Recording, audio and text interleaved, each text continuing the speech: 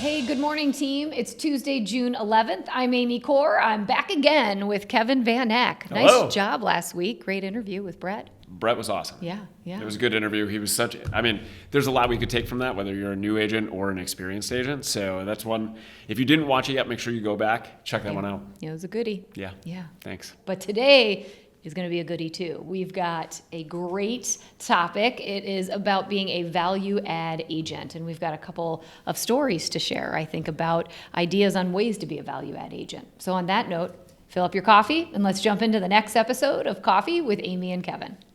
Good morning, Amy. Hi, good morning. Good morning, everybody. Thanks for joining. I just realized I paused because I took another sip of my coffee during your intro. Yeah. But he likes to do that these days. yeah, but it's not intentional. It's really because I can't resist. Or it's not because I'm taking too long to get zero. to get I made to the that point? joke previously a few episodes ago, but no, that's not why. Okay.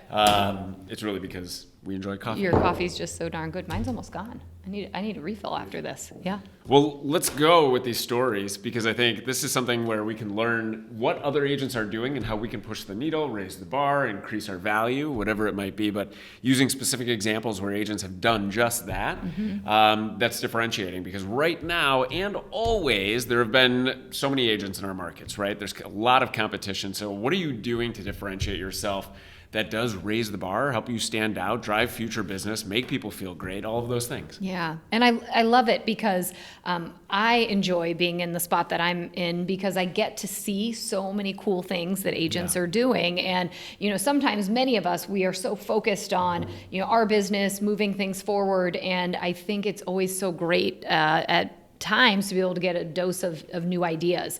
And so this actually just came upon a couple weeks ago. I was meeting with some agents and one was sharing with me just this really cool thing that she has put together as an added value to her buyers. Okay. So we know what the environment is right now for many buyer markets, right? There's low inventory, it's very competitive, multiple offers. Oftentimes these buyers are getting in, even if they are having the opportunity to do inspections. Most sellers are not doing that much or giving that many credits. And so what this agent did that I thought was so incredibly cool for her buyers is they went through the inspection. There were a few things that the seller was going to handle, but there were kind of a laundry list of additional items that they were going to have to address after they closed and took ownership. And so what this agent ended up doing is she used her vendor resources to get in while it was not quite closed. She got approval and everything was good to have some of her vendors go in and take a look at. There were some changes that needed to be made to the roof. I think that the HVAC needed to be addressed. There were just certain things that needed to be improved off of the inspection list. She had her vendors come in, not only take a look at it, but gave estimates. And she was able to provide that to her clients as they were kind of finalizing their inspection attorney review period. So they felt really confident that, we can handle all of these things. And then what I loved is she took this a step further and that at closing, when she gave them kind of their closing paperwork and packet and gift, she actually gave them a list of all of the vendor contacts with their information, how to get a hold of them. And these were many of them were the people that were already in the property for some of those inspection items. Sure. And then she gave them that. What she also did, though, which I thought was so cool, is she reached out to the listing agent and she found out who's the landscaper that the sellers used previously. Who did they use for their locks? Who did they use for their windows? Anybody who already knew the home, she gave them a list of all the vendors that the seller used at the property. That's cool. So that as this new buyer's coming in, if they had questions about the landscaping or anything as it related to the home, they had a list of everybody that had previously worked on the property. So they had that at their fingertips. And they also had this great list of vendor resources that they felt confident were going to be great because their agent gave the list to them to immediately start some of the work or some of the projects that they needed. Now, didn't have to do that, but I just loved how, as simple as using your resources and your contacts as an agent, putting this together and making it so easy and at the fingertips of these buyers who probably feel overwhelmed anyway, right. Kind of making a move. So I loved it.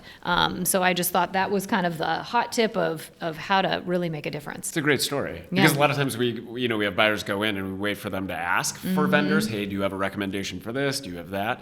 So you're building relationships with those vendors, right? Because the ones that previously existed with the previous sellers, they still are engaged. Yep. And they're going to appreciate you keeping them in front of those new buyers.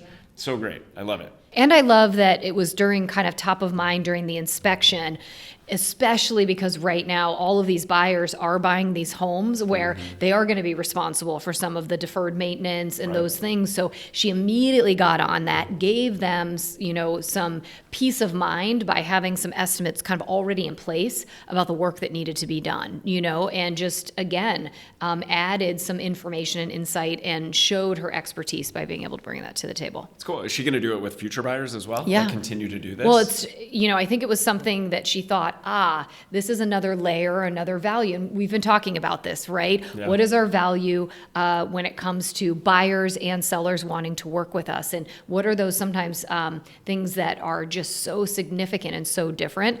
So this has become kind of her new playbook. That's very cool. Yeah.